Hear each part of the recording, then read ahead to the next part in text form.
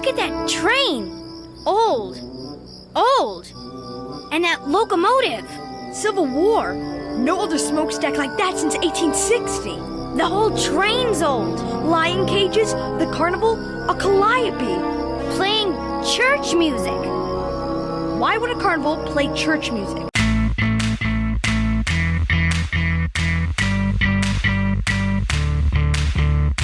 That is church music, but changed.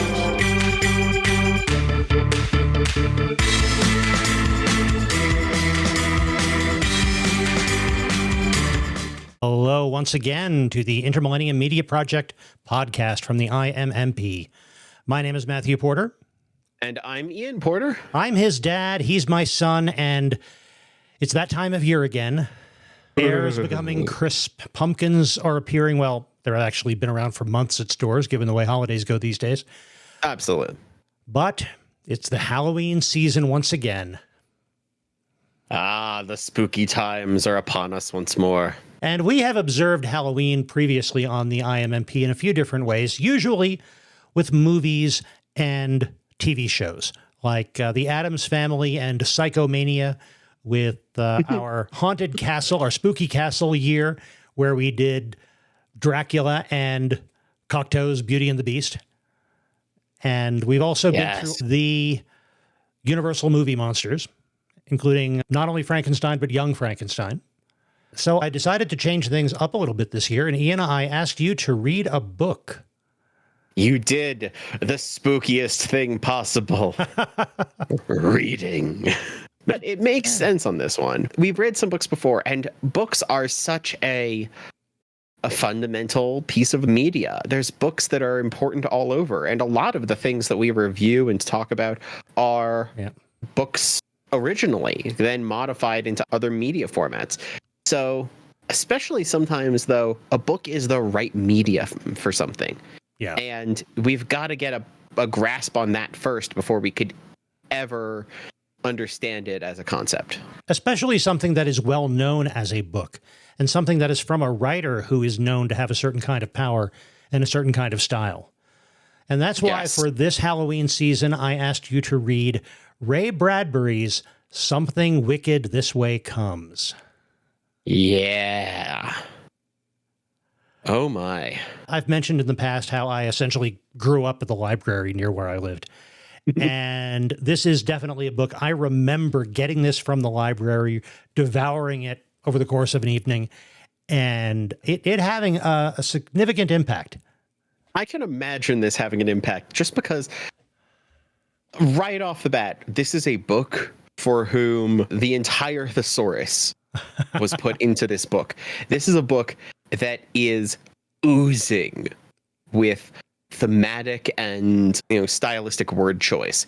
It is painting its landscape with broad strokes and then fine detailed little words sprinkled across it to create the space for all of its characters to run around in. And the characters say interesting things, but without that environment setting the scene, those wouldn't have anywhere near the impact. It is not in any sense really a naturalistic novel in that its descriptions, apart from the fact that it is a fantasy/horror novel, its descriptions of things, they are not straightforward. This is not plain prose depicting things so that you can understand them in a very concrete way. Instead, it is very poetic, very rich. I remembered the story so clearly, I had forgotten how stylized the writing is and how that makes the story that much more powerful. I'm trying to figure out how to give an example of this kind of writing over a podcast medium, and I'm like, he took another sip of his night black coffee speckled with stars of milk put in an hour before. It's like, this is the way he described what I'm doing right now, and I'm like, oh goodness, I'm just talking into a microphone. This sounds way cooler. What the heck? Whispering into the metallic ears of an unknown distant listener. Exactly. That's the exact sort of thing. It's like, but it's everything of that. And the fact that it's setting that up, and this is a spooky, dark story, a creepy story. But the fact that it will describe the creepy things and it will describe the everyday normal town things with that same level of weight is part of why that works. It is. It is. It sets you into a world, even the normal world at the very beginning, sets you into a world that is rich with that kind of description, with that kind of detail. It's like it's told by somebody who lives in that world, but is super observant and super eloquent. Mm-hmm. Not that it's first person. It's not a character narrating this. It is a wise, detached, more or less omniscient narrator. Yeah.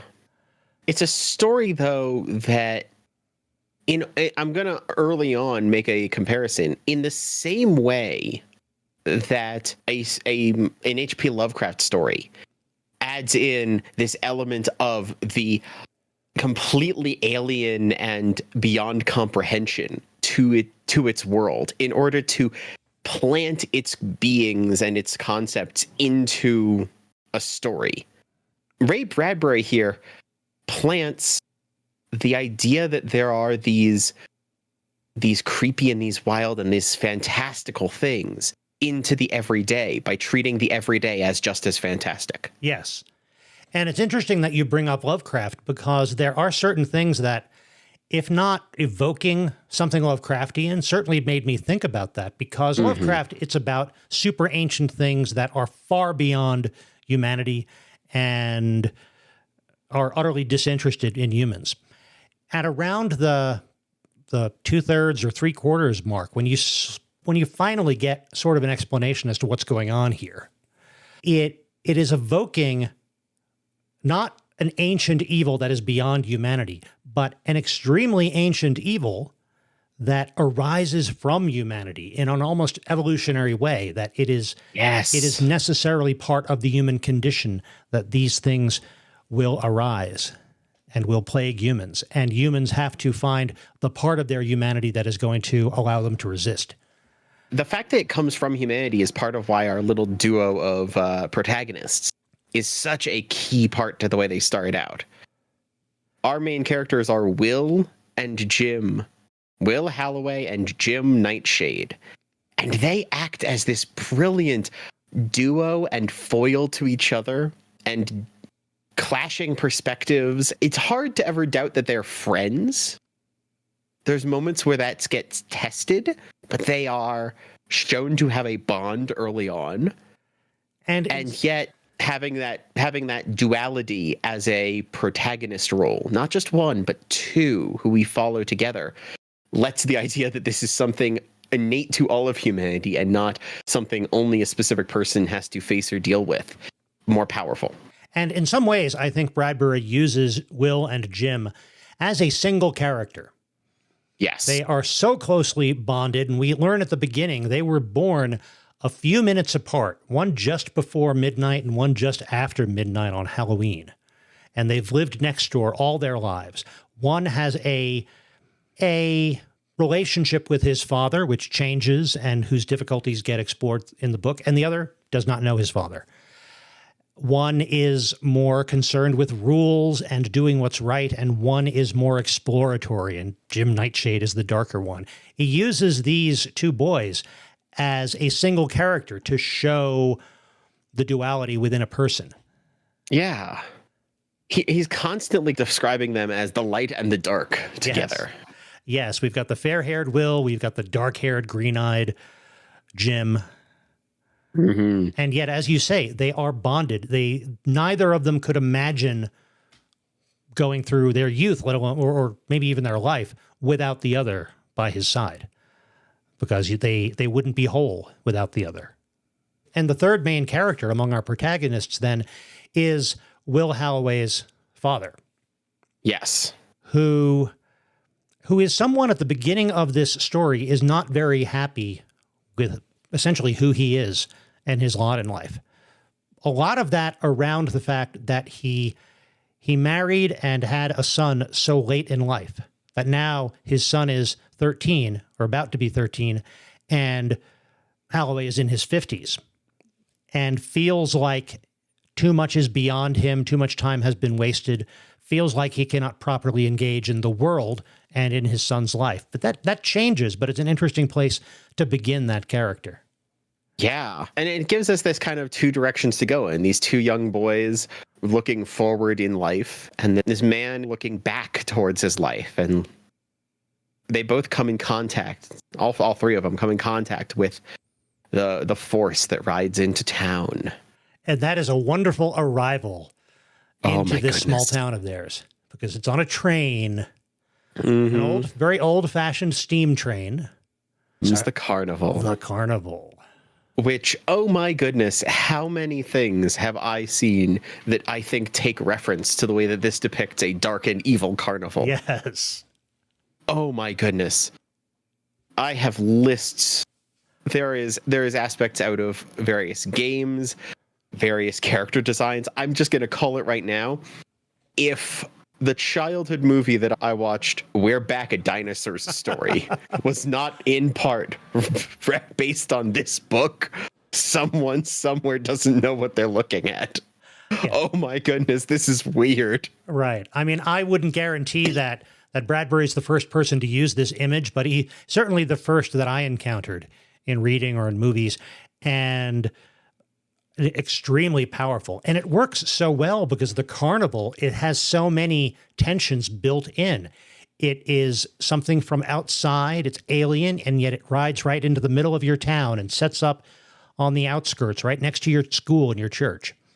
It is bizarre and frightening, and yet it's attractive and enticing, partly because it's new, partly because it seems a little bit transgressive in the very nature of the stunts and the attractions and the shows and the rides all seem like they're breaking the rules, but somehow maybe it's allowed because it's just the carnival and it'll be gone soon. It's a very powerful image it's a very powerful image for something that can enter a place and potentially corrupt it. And some of that is the prejudice against carnies that has been around for centuries. This is the point where we have to acknowledge that, written as a thing of its time, this is a book from 1962. Plenty of its references, plenty of its comments, plenty of its characterizations are not what we would hold ourselves to as a standard in the modern era. This is a book that decides to, and I was shocked by some of its later things where it describes like trying to lift our heroes up, and it turns around to lambasting our villains of this story, and the things it decides to point to as problems is disturbing and bothersome to me in the modern era. It has some issues as a book looked at from the modern lens, but we are going to acknowledge the good parts and the things it has done in culture, and say if this was written anytime now, it wouldn't. I agree. Some of the vocabulary it chooses to use, some of the way it depicts people. There are some things that I thought were kind of refreshing, or at least steps in the right direction for 1962. Because at one point, and I don't know if this was the narrator or if it was Mr. Halloway, who essentially considers the idea of physical determinism. Does the fact that you are, and this is the term that is used in the book, the fact that you are a freak, the fact that you have some physical deformity that has been turned into a show, does the fact that you have that physical deformity indicate that you are an evil person and that you are bad and that you're not, or either that you're being punished in some way, or that is the source of some badness? And that is rejected. That's considered. That is rejected. Saying, no, you are not evil because you have dwarfism or because you have some other characteristic that puts you in the show in this carnival. He does sort of turn that around, though, because he does talk about this arising from an ancient evil. These deformities grow from the person's soul being warped in some way. So it's a subtle distinction. In some ways, it's like saying, not everyone with dwarfism is evil, but this person has dwarfism because they have been an evil creature for the last 300 years. Yeah, that's part of the problem. It's a tiny step in the right direction. Yeah, but a lot of this is a book that will use, reference to gypsy and things like that in a negative light, and we can do better than this book did. Right. That's the entire point. But that's a great context to establish at the beginning that we are talking about a book from 1962 that has these topics. Yes. But now, with that established, the carnival pulling in is such a brilliant bit of the creepiness, because as it does, its arrival is not just swift, it's very supernatural. Plumes of things and entire carousels popping up almost out of nothing. This eerie music from the calliope that they realize is just the wind from the progress of the train that it's rolling on. Yes. Running past the pipes, and yet it seems to be this strange demonic melody. And at the same time, it's weird and demonic and it's frightening, and yet it's, wow, this is something new. Let's go watch. And of course, that's what Will and Jim want to do. And they, being 13-year-old boys, or boys about to turn 13, are excited, and it's something new. The summer has been long and relatively boring so far. Yeah, it's gonna be a few weeks before their birthday there. Yeah. They're excited, and it's 3 a.m. Yep. When this music starts playing. And I did love this entire thing that they have later about 3 a.m. being the scariest time. Yeah, the classic witching hour. Yeah. It's oh yeah. That's such a good bit. But they see this entire carnival comes up, but it's Cougar and Darks. Yes. Which is just such a wild and evocative name. Right. Again, frightening but enticing. Exactly. Cougar and Dark. And before the carnival even arrived, the story begins with them running into a lightning rod salesman who sells them a lightning rod for nothing, just giving an ominous warning. And it's the strange lightning rod covered in old runes from every faith possible. It reminded me of the assistant in the Mummy movie. Yes. In the movie The Mummy, who's just got the sigils of every single faith he can find to protect him. It's here's a lightning rod with everything carved in it.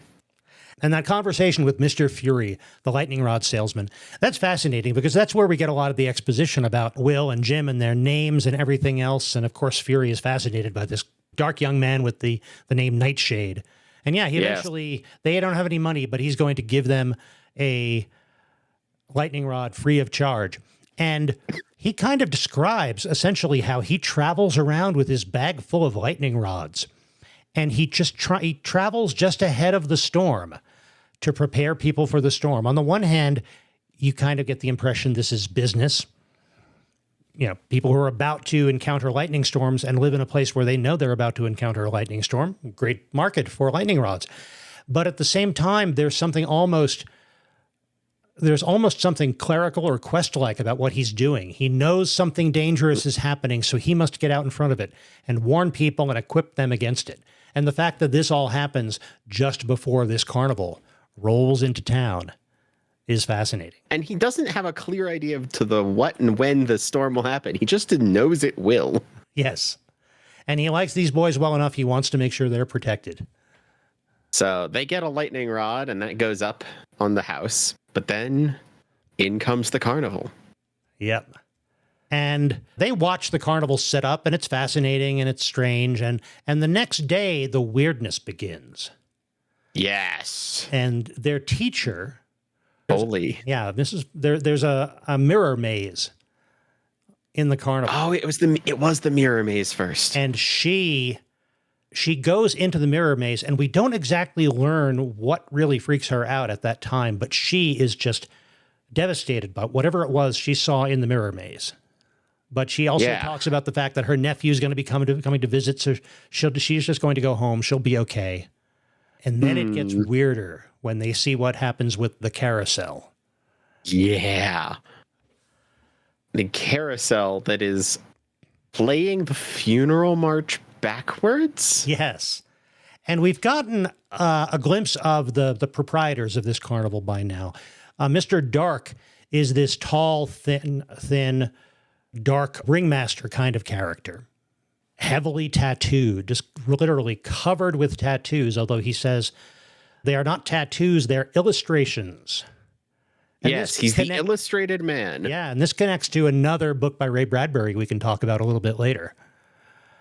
Oh. And Mr. Cougar is more of your kind of typical gruff old carnival guy until he gets on this carousel. At which point it goes around and around, and he gets younger. Yeah, as it runs and backwards. Younger. As it runs backwards. Playing the funeral march backwards, as he said. And he comes off a young man. Right. In the end, he's a boy. And eventually he goes back off to the teacher's house. Oh, yes, that was it. As her nephew. And is staying there. Which is so weird. So now Jim and Will have seen this bizarre, weird magic happen, and they know that their teacher is in danger. Mm-hmm. And that kind of starts the overall cycle of this story, which is the boys running to go react to something coming out from the carnival. And the carnival twisting what's going on and making things worse for them. Right. It's an interesting pattern because they are having, well, not necessarily the smartest, but reasonable 13-year-old reactions to these utterly bizarre events. But that makes their behavior so bizarre that those who don't know what they're reacting to just see them as troublemakers or criminals or miscreants or people who need to be dealt with to keep society stable. Yeah. Meanwhile, they're the ones who are trying to protect people from this strange and terrible danger that the carnival represents. All of their reactions are only ever seen without the context, and it keeps going wrong. But we watch them. They've got some successes and they've got plenty of problems that form. Trying to deal with this now youngified Mr. Cougar gets them accused of stealing. Right. He sets it up so that the fact that they came to protect the teacher from him appears to be that they came to the teacher's house to rob her of her jewelry. So they can't go to the civil authorities. Essentially, that is ruled out. And they don't know who else to go to because they have Will's father is there, but Will's relationship with his father is so distant, partly because Will's father sort of keeps his son at arm's length because he doesn't really feel worthy of being more of a part of things. And yet the trouble that Jim and Will find themselves in gets deeper and deeper because the carnival knows that they know too much. So the carnival is after them. The carnival wants them, and it's not quite sure early on whether or not it wants them to keep them quiet or if it's got other plans for them. I think it's a combination. Yes. I think it can't just let them be free. So to stop them, it's going to co-opt them and drag them into the carnival the way it's dragged so many others. Yes. So Mr. Dark, the sinister illustrated man, is essentially leading the carnival, especially now that Cougar is a little boy pretending to be the teacher's nephew. And the kids are hiding out. But eventually they do make enough of a connection with Will's father that he believes them. And it's in the moment. He recognizes what they're doing when they're hiding from Dark and from the parade that Dark has arranged to go through the town specifically for the purpose of hunting them down. And Will's father trusts them, that if they're hiding, they have good reason to. We can talk about it later, but in the meantime, I'm going to help you. Oh, and the reason they're hiding and the reason they know how dangerous this is because of the visitation they got the night before. Yes. From the balloon and the dust witch. I will say the whole back and forth reminds me in the best way of a point-and-click adventure game. Because it's all like a situation appearing, finding the right thing to deal with it, using the item when you've got the opportunity to, and talking to the people in between. It feels like an old Sierra adventure game in the best ways. But yeah, it's like there's a mark now on their roofs from the witch in the balloon. They've got to wash off the mark. Will grabs a toy bow and arrow. He has to run to a different roof. He fires a shot to shoot down her balloon. There's all sorts of things going on back and forth. And it is so fantastical and sinister, and yet in the moment it's high action and high energy and so much dangerous immediacy. Yes. And the person who's in the balloon, and the balloon they saw come into town with the carnival. And even though it's a hot air balloon, it seems to be, the people in the carnival seem to be able to direct it and steer it more than one usually can a hot air balloon. Yeah. And it is occupied by the Dust Witch, one of the many creatures, people who are part of the carnival. And she is blind and yet has the ability to sense people and know their minds and also control their minds and their bodies with magic. And this is what they're up against when they send the Dust Witch and the balloon to mark their house and keep tabs on them and presumably eventually take them in. And that's why they're hiding the next day, and they get this unexpected help from Will's dad. And that interaction, like as it goes, the interactions with Will, we've seen Will's dad kind of wander along, and the same things that the kids are noticing, he's noticing, but he seems to understand a little bit more, but then brushes off that he can do nothing about them. Right. He considers himself to be a non-combatant, a mere observer, and he likes to spend all of his time at the library where he works as a janitor, reading all the books because he is well read. But it's his way of staying distant from the world, the way he stays distant from Will. Yeah. And it very much puts him as like, he's the janitor at the local library. He's this man who spends his nights around all these books, quietly talking and reading. And he's in his own little world, and that world's getting cracked by the weirdness outside.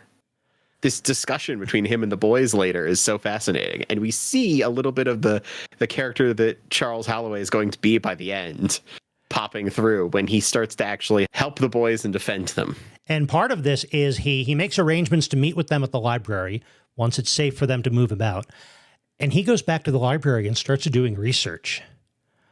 And there's this wonderful scene. It's one of the best scenes in prose describing research into some sinister supernatural phenomenon, because they're talking about the books and the weird variety of books they are, and the way they're laid out around him like a clock face. He wasn't using red string to connect them, but you can almost see that the way he's drawing these pieces together. And to step back a moment, though, even before that, as he's helping the boys and making this plan with them, he's being confronted by Mr. Dark. Oh, that's right. He has that confrontation. And Mr. Dark is being at his, like, very creepy, very insistent, trying to get him to tell it, oh, tell me, have you seen these boys anywhere?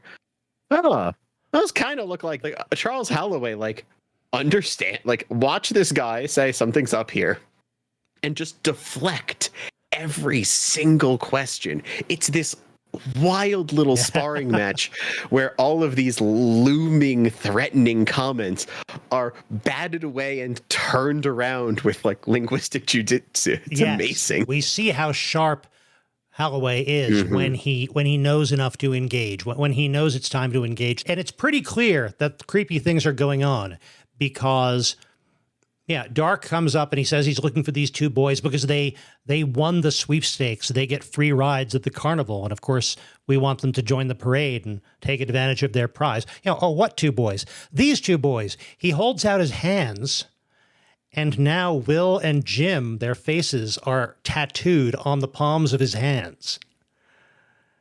And we've seen before, there's something creepily alive about these illustrations on Mr. Dark, and that he sort of controls them. And since the night before, he's gotten portraits of Jim and Will on the palms of his hands as he's hunting for them. And there's something magic. When he clenches his fists, Jim and Will feel that as pain. Yeah. But it's just imagining Charles Holloway's like, oh, thinks to himself, that's a picture of my son's face on this man's hand. That ain't good. Right. So he gives some other names. Look familiar. Says, I think they moved out of town a few weeks ago. Exactly. It's just like, here, you want a cigar? Let me buy you a cigar. Yes. It's just like, I'm going to friendly neighbor you the heck out of here, please. And the Dust Witch comes along to help as well, to help Dark, and doesn't like all the cigar smoke that Holloway blows. Especially when he realizes it's putting off Dark and his associates. He just lights up more. I was like, oh wow, good cigar. I need another one. It's like it's a wonderful bit of, actually, it's not just a wonderful scene, it's a good bit of foreshadowing as well, I will say. Yes, that he is able to recognize and put together information about weaknesses when he realizes something is an enemy. And a different element of foreshadowing as well. Yeah. That I'll mention at the end. Okay. Or later on in the story. But yes, after this, he goes off and just absolutely does the big research moment in the best way, describing all the books he's picked out, stacked by topic at the numbers of a clock. It's like he's got these at 6 o'clock and those at 8. And it's like, you can just imagine this man in his swivel chair with a big semicircular desk around him, just having arrayed the knowledge gathered to create this. And he's learning things about the fact that this creepy carnival came to town at predictable intervals, and also other towns, and back as far as you can find records. And he starts to piece together, and partly from him, partly from the narrator, we get this information about this being this ancient evil that arises from people being promised what they think they want and it turning out to be terrible for them. You lure people in with a promise of something they think they want, and you take everything from them in exchange. And that is what keeps the carnival going and growing. It is what represents the people who populate this carnival. And it's why it has come to town once again. And as we were saying, Jim and Will are a threat to the carnival. So it wants to both neutralize the threat and corrupt them and make them part of the carnival. And you get the impression, that's a pattern that has worked for them before. Yeah, and it's like... And there's someone else they've already brought in, because we talked about Mr. Fury, the lightning rod salesman. Yes. There's a dwarf now in the carnival parade. And the way they describe this dwarf is fascinating, because he's almost like an automaton. And they talk about his vision being like a camera. And he'll absorb everything. And later on, it'll develop in his mind, and he'll realize something important and tell Mr. Dark.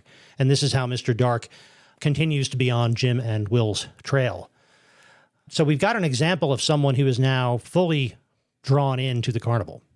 Talk about the sort of descriptions that also make me think of The Prisoner. Yes, yes. Oh goodness, there's some things about the unreality and the strangeness that are so relating in my head to that sort of bizarre mechanical and environmental and observation kind of stuff going on. So that's at the point from Charles Halloway's research. That's where we finally get at least some framework for what is happening and what the source is and what the stakes are. Yes. But Dark and the carnival are not that easily deterred, and they come to the library. And this a confrontation does lead, in fact, to the boys' capture. Yes. Dark takes them away and leaves the Dust Witch behind to deal with Charles Halloway by making him die of apparently natural causes, because she has the power to simply make his heart stop if she wants to. Mm-hmm. But he, already beaten up terribly from his confrontation in the library with Dark, finds what her weakness is. And he's not just already beaten up, though, but he's also invigorated, because he's finally shown his son and his son's friend the kind of man he is. Yes. He had to open up with them. He has this wonderful, long diatribe talking about hopes and dreams and future and philosophy and everything else. And he's so nervous about, like, how much is this getting in? How much am I rambling? This is boring you. You can talk amazingly. Yeah, Jim is impressed. Jim is wildly impressed. And that door was opened up with Will earlier when they had this midnight conversation at their house. And it gives Charles an opportunity and a reason to sort of admit to Will his insecurities and why he's been as distant as he has. And clearing the air about that lets them have a bond that then is important during this next scene when they have this conversation, and he just talks and talks and explains these things. Yeah. So he is there invigorated but downed. Yes. And he's facing the Dust Witch, and he just finds it funny. And this is where the whole thing pivots in the wildest way, because he just laughs and it breaks all the spell. Yes, she is physically, it seems, harmed by laughter and mirth and smiles. And it is antithetical to everything she is and everything her power lets her draw from people and exacerbate in people. So this is her Achilles heel: laughter, joy, human positivity. And that's how he survives. Essentially routs her and she runs away back to the carnival. And he prepares to follow suit and get the boys back. Yeah, the boys have been sort of mind-controlled, sort of turned into puppets. They're still conscious, but they can't see, they can't hear. They're just being marched to the carnival.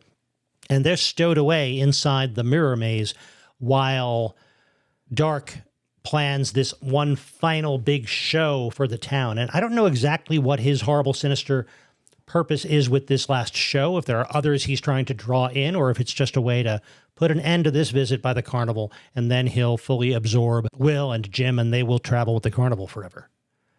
Yeah, it's a little vague, but it's definitely this, last grand moment for them.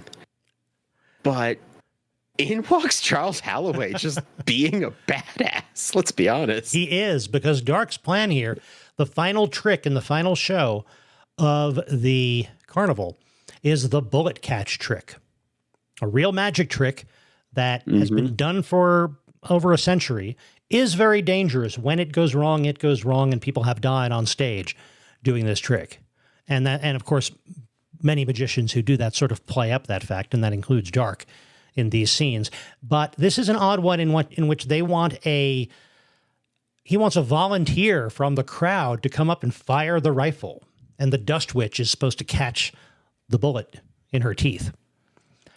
And yeah, it's Charles Halloway steps up, and nobody else wants to volunteer. Everybody is kind of spooked.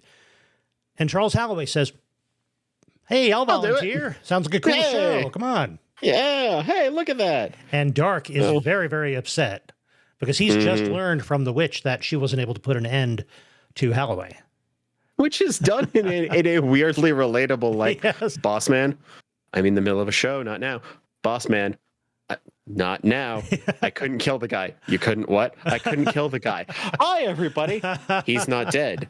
I was telling you, I couldn't kill the guy. It's like there's this wonderful little back and forth of weirdly humanizing behind the stage moment. Yes, those little bits of fear and confusion on the part of Dark and the bits of chagrin on the part of the Dust Witch makes them seem more real and more human. Yeah, it's like, oh. But he comes in and he knows now, happiness is the weapon. He comes in just jovial and right. turning that charisma that he's been not wanting to use up to 11, just hi everybody. Oh, sweet, nice gun. And Dark knows something is up because he does not want Halloway to be the volunteer here. And he's saying, well, I don't think you can fire the rifle. Look, one of your hands is broken. Well, that's because Dark broke it 2 scenes ago. But he says, no, don't worry about it. But yeah, I can get an assistant. My boy Will is around here somewhere. Hey, Will. Oh, and eventually now it he looks gets weird the crowd if Will doesn't show up. Will, yeah, and Will joins him on stage. So that's one boy at least found. Mm-hmm. And I was surprised that this book actually explains how the trick might be done. Yeah, one of the ways that the bullet catch is done. Mm-hmm. He actually explains it in the text. But, of course, that's not how this is being set up yet. Right. Because he knows he's up against magic, and he knows he's got counter magic, so Halloway uses that counter magic. Mm-hmm. In a very odd little moment where he turns the bullet into an emblem of his concept of smiling. Yes.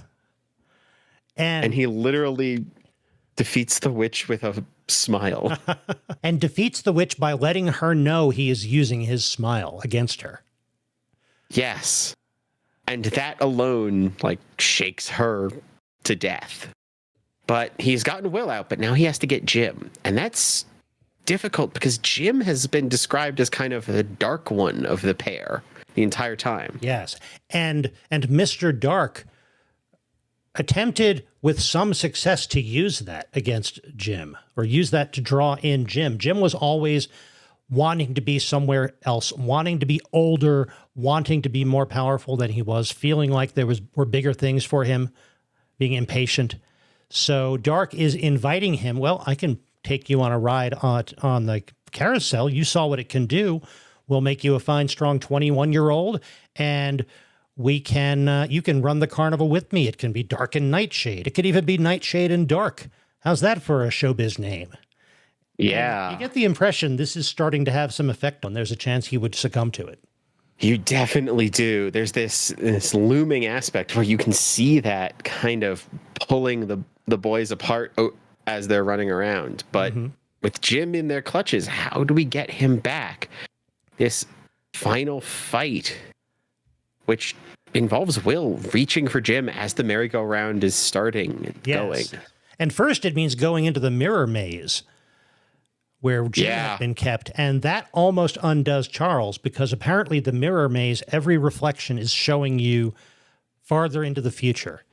And for Charles, who already believes that he is too old for what he needs to do, he sees that as devastating and terrible. And it just shows you yourself across time, because he looks over his shoulder and he sees his younger self. Oh, that's true. Reflected in the other direction. So it's like this is a time mirror showing you in every direction, and it just breaks him for a moment. Yeah. But Will is there, and Will kind of snaps him out of it. And then there's this kind of violent set of chases around and stalking around through the dark midway.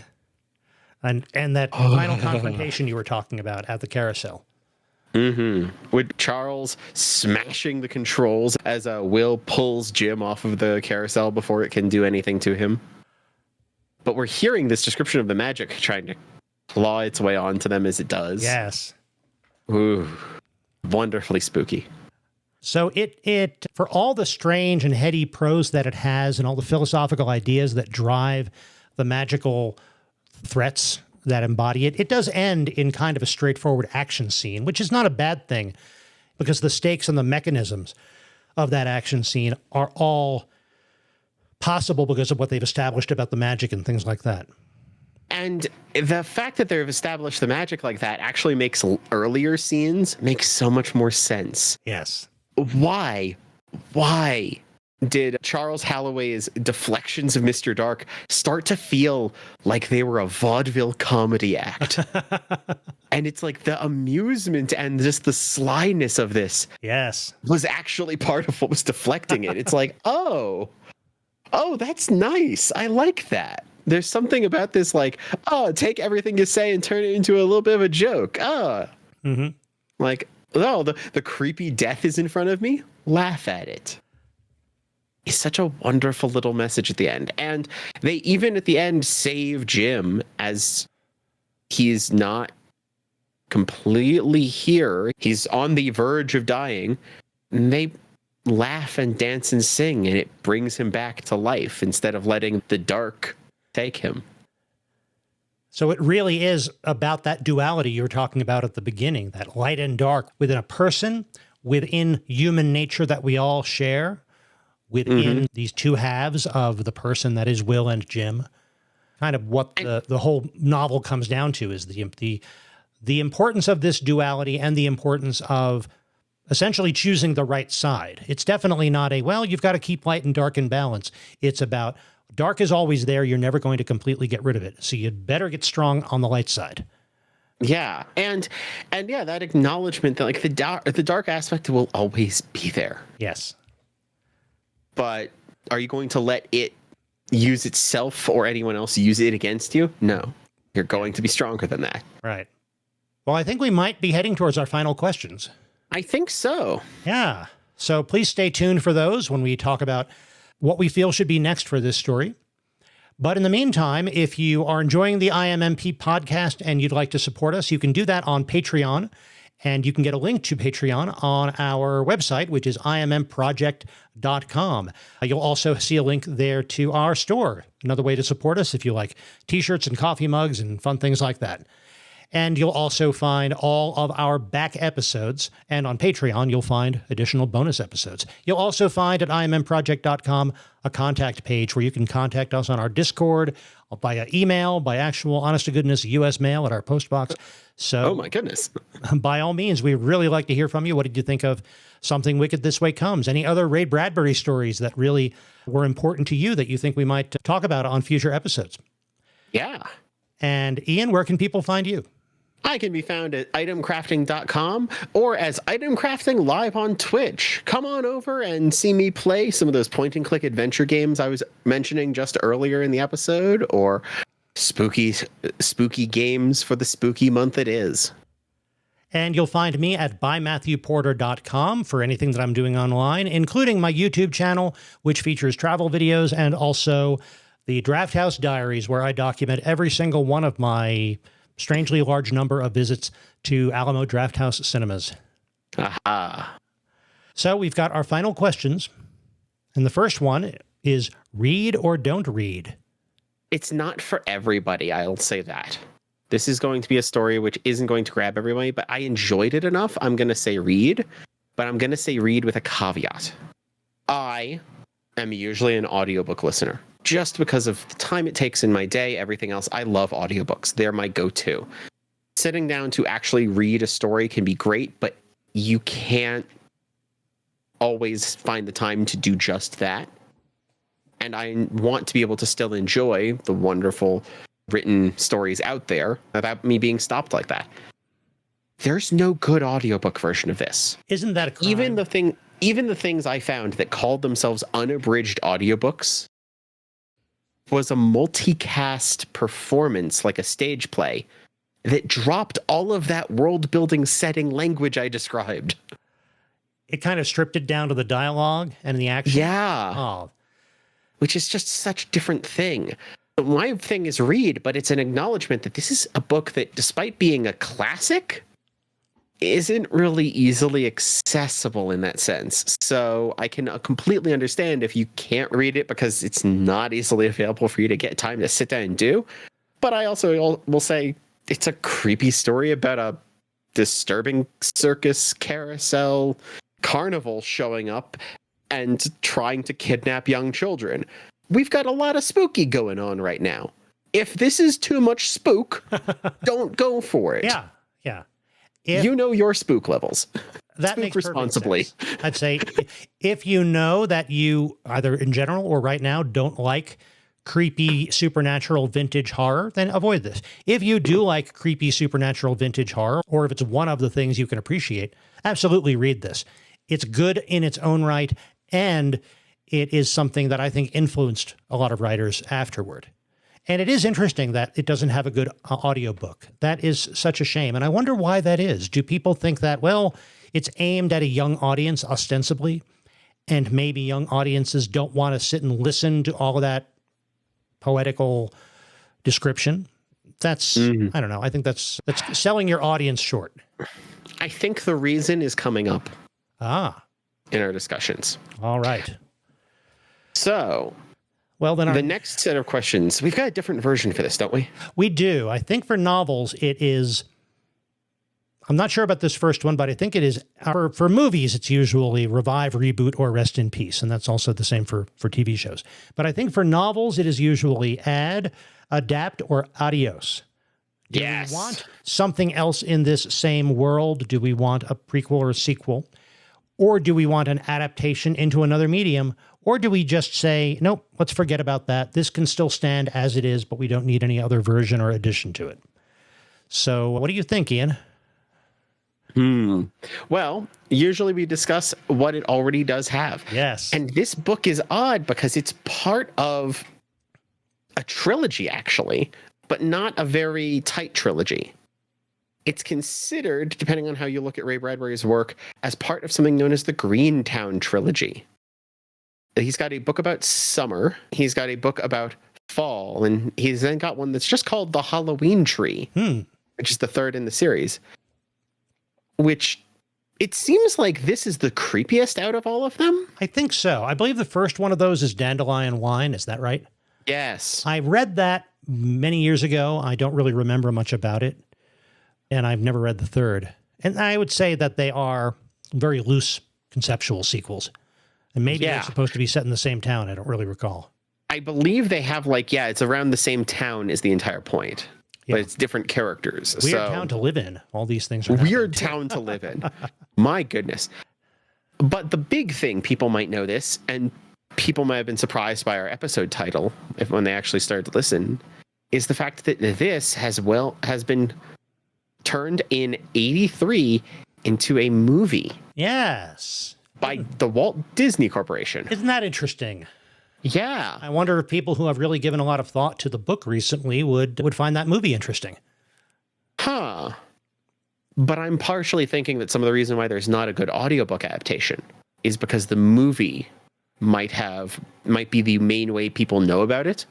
Oh, maybe. And it might be kind of pushing out in the media space in a way that sometimes some older books that do have a movie don't get audiobooks or don't get looked at for newer things in some of those digital formats. Yeah, I don't know that there are any contractual reasons for that, but there could be marketing reasons why they figure it might not be worth it.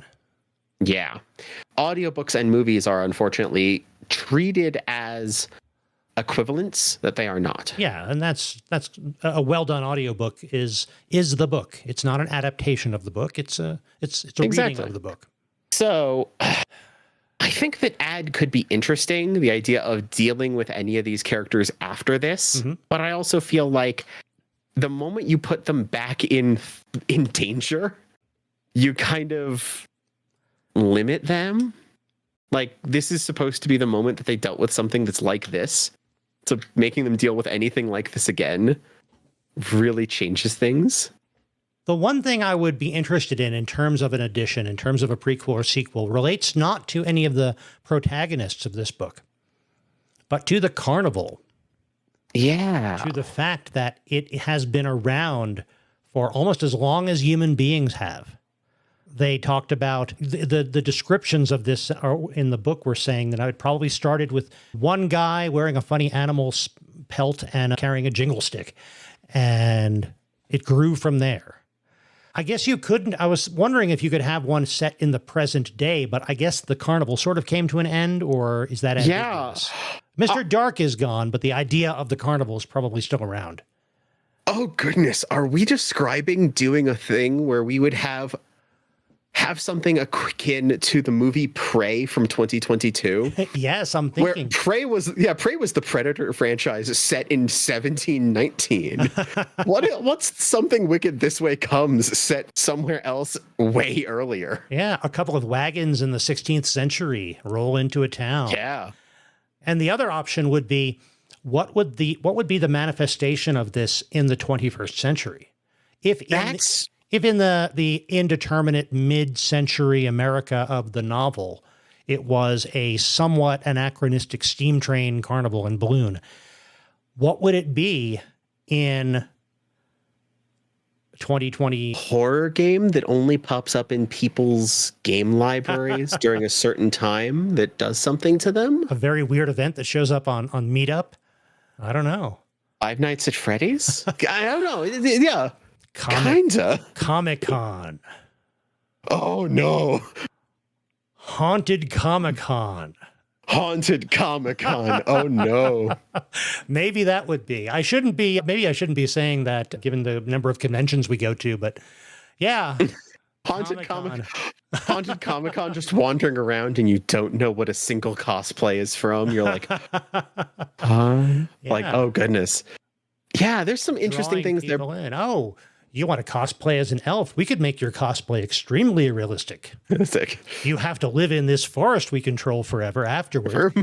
Oh, there's people who no, I'm sorry. You just offered some people a place to live that doesn't charge them rent. They will go for that in the modern era. Yeah. That's a problem. Yeah. I bet that's how it happened with the carnival, too. Oh, yeah. But I honestly don't think this needs anything more. No. I think this is a loving adios. But the idea of the adapt has been done, and I can't think of a different adapt that would work very well. Maybe that adventure game idea. Yeah. But that's just kind of a different take. Right. There's nothing to add, so it's an adios from me. Yeah, I would say so as well. It'd be interesting to see that kind of an update a new take on it. But as we mentioned, this has been very influential. We essentially have those in the form of lots of other horror that's been written in the last decades. Yes. And this is one of those books that changes depending on how you approach it and when you approach it. I first read this book when I was not much older than Will and Jim. And I approached it from essentially their point of view as the book is written, and understood and really internalized the challenges that they had and the tension between the dark and inquisitive and restless Jim and the concerned and thoughtful and rule-following Will. And now, reading it again for probably the first time since that age, I'm now reading it when I'm not a little bit older than Jim and Will. I'm a little bit older than Charles Halloway. Yeah. And my understanding of his character is so different, and my appreciation for the conflict he feels looking back at his life, wondering if he's too old for things that he wanted. It's a very different experience in that they make a big point of the fact that he didn't have his son. He didn't marry and have a son until he was about 40. Which is why he's 54 and has a 13-year-old son. But I definitely connected with Charles Halloway in a very different way than I did reading this as a 14-year-old. So Oh, yeah. I wonder if I come back to this 20 years from now, how am I going to feel about it then? And maybe I will, just to see. And I'm here, like, right smack dab in the middle, never having even heard of this before today. Oh, really? I'd never heard of this. And reading it, I devoured it in a 2-day span, like half and half, just realizing, oh, wow, all these things I like, if they didn't know they were being influenced, they were influenced by this. Yeah. Still. And there's a lot of Ray Bradbury that has had a lot of deep influence on fiction. Absolutely. But I'm here right in between. Yeah. And so it's like, I can see the mistakes Will and Jim are making, but I can understand it. And I'm here feeling like I can learn the lessons that Charles had to take in. Yeah. Before I wind up in the same situation Charles was by then. Like, learn some of these, like, these self-actualization aspects, because I will say the three of them also map wildly well to the id, ego, and superego at times. Yeah, they do. They do. Yeah. And it's like, it's like, there's just like a lot of ways you can assess this, but I'm like, there's a lot of like, learn this lesson now and remember the lessons you learned when you were young, because the combination of the lessons from both times is where they actually were able to solve these problems. The confidence of the kids with the wisdom of the adult is the powerful combination that they needed. Don't lose one while finding the other, and don't wait to find the other because you're grasping at the first. Well, that's like, that's a good I can combined lesson to take, especially at your stage in life right now. Thank you. Yeah. Very cool. Well, this was fun. I'm glad you enjoyed it.